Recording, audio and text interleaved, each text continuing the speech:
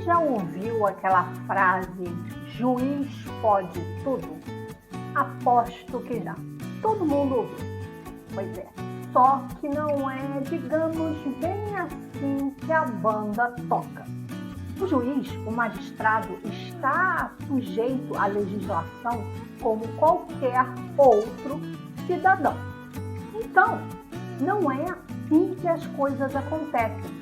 Inclusive, no decorrer nos trâmites de qualquer processo dentro do Poder Judiciário, os próprios advogados das partes podem não concordar com as decisões do magistrado através de instrumentos jurídicos, como os embargos declaratórios ou o agravo de instrumento, por exemplo.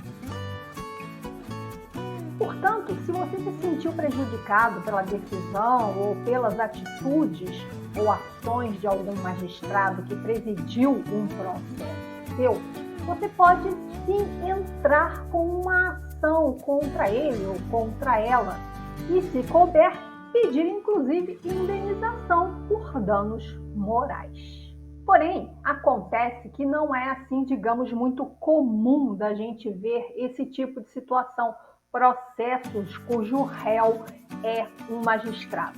E por que isso ocorre? Bom, em primeiro lugar, é por conta do medo, do pânico. Qualquer advogado, ou melhor, a maioria dos advogados tem verdadeiro pânico de entrar com um processo, fazer a propositura de um processo contra um magistrado, temendo a represália em função do corporativismo que existe sim na classe. O outro motivo é o próprio desconhecimento da legislação, que dê ampla cobertura e fundamente a discussão que se transformará em uma belíssima peça judicial. Pois é, esse também é um outro motivo que faz com que quase não existam processos cujo réu envolva um magistrado. Pois é, mas essa questão dessa precaução, digamos assim, em ajuizar demandas contra desmandos magistrantes se consubstancia em uma mentalidade um tanto equivocada, pois há muitos juízes sérios, é óbvio, que ainda procuram servir a sociedade à luz da lei, sem torná-la refém de sua consciência. Já ouviram aquela frase? Bumbum de bebê e cabeça de juiz, ninguém sabe o que vai sair? Pois é, é por aí, só que o juiz não pode tirar da cartola qualquer decisão da cabeça dele.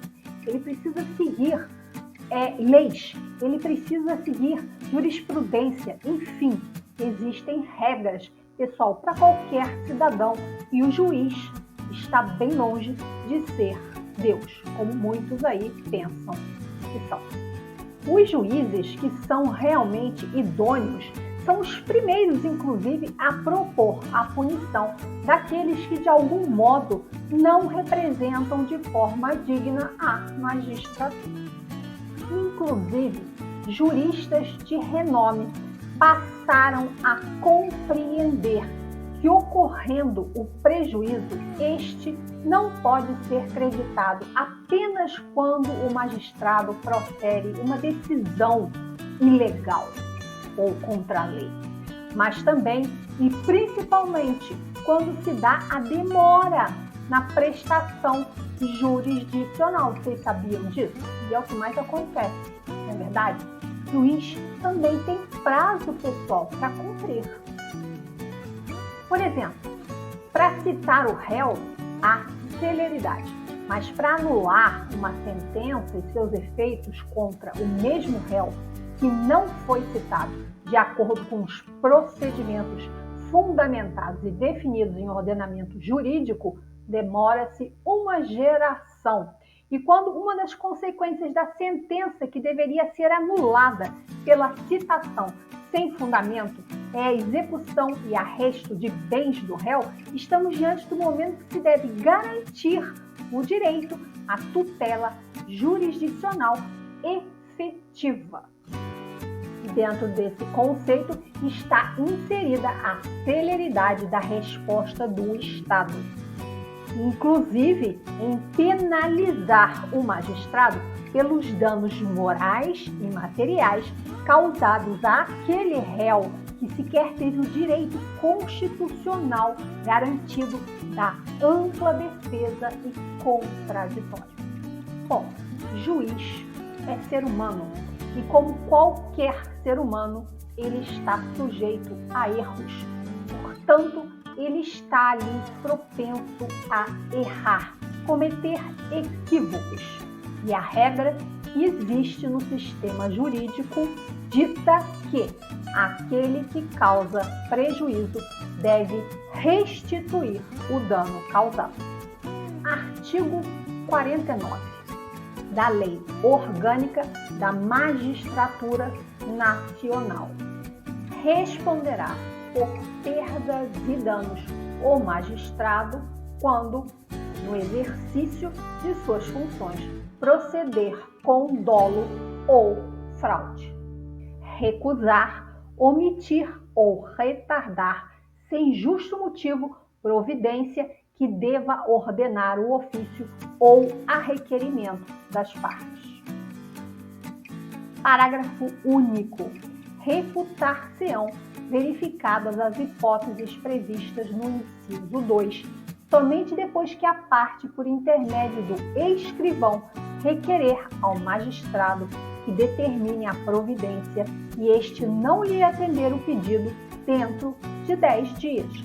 Eu falei para você, o juiz também tem que seguir prazo e saiba que ele tem alguém que fica ali no pezinho dele fiscalizando full time, que é o CNJ, Conselho Nacional de Justiça. É muito importante entender esse tipo de situação.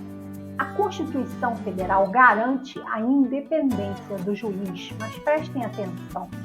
Esta independência não é dada em benefício do magistrado, tal qual a estabilidade de um servidor público concursado não é dada em benefício do mesmo, mas da continuidade do serviço público por este prestado, de interesse da sociedade.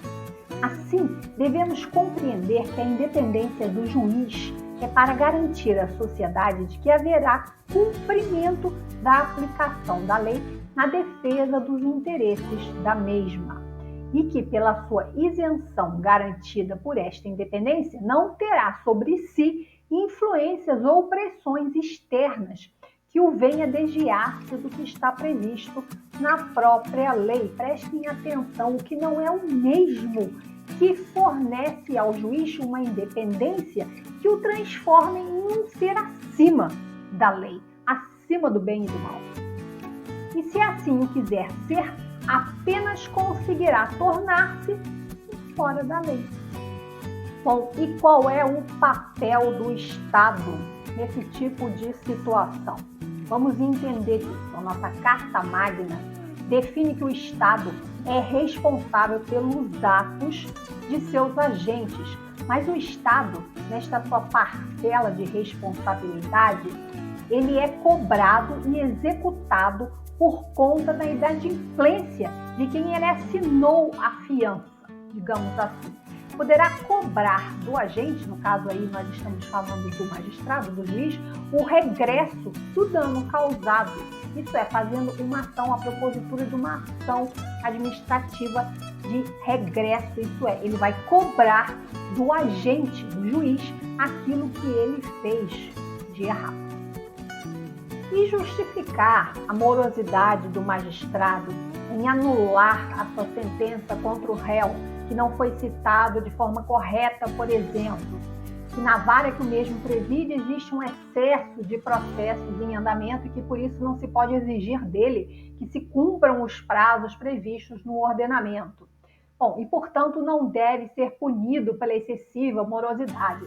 Isso não passa de uma falácia, de uma defesa destinada ao fracasso. Podemos claramente compreender uma divisão da responsabilidade civil no exercício da atividade jurisdicional em dois tipos. De um lado, o erro judiciário e do outro a ineficiência do funcionamento da máquina da justiça que existe, sim. Podemos identificar quando ocorre um erro judiciário, quando o julgador intencionalmente ou por negligência viola a lei.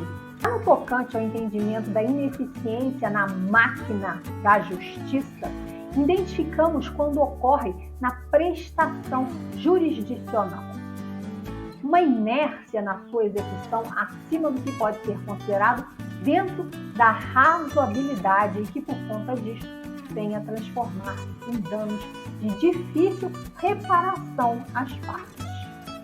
Bom, e o principal que todo mundo está se perguntando aí, tudo bem, mas então o que é que eu faço quando eu quiser fazer a propositura de um processo contra um juiz? Bom, a primeira coisa é fazer uma petição narrando os fatos que identifiquem claramente os desvios praticados pelo juiz, descumprindo seus deveres como togado, e protocolá-lo na Secretaria do Conselho da Magistratura, no caso de juiz estadual. Para que se inicie o processo administrativo que culminará numa punição administrativa ou não, podendo ser dirigidas diretamente ao CNJ, conforme eu falei anteriormente, que é o Conselho Nacional de Justiça, e é ele que fiscaliza lá o juiz, o magistrado, cujos resultados serão alcançados bem mais rápidos. Isso deve ser feito em, no máximo, 5 anos após lá o ocorrido, porque senão vai prescrever. E é isso aí. Então, se você tinha alguma dúvida com relação a esse assunto, eu espero que esse vídeo tenha esclarecido para você. Até o próximo vídeo.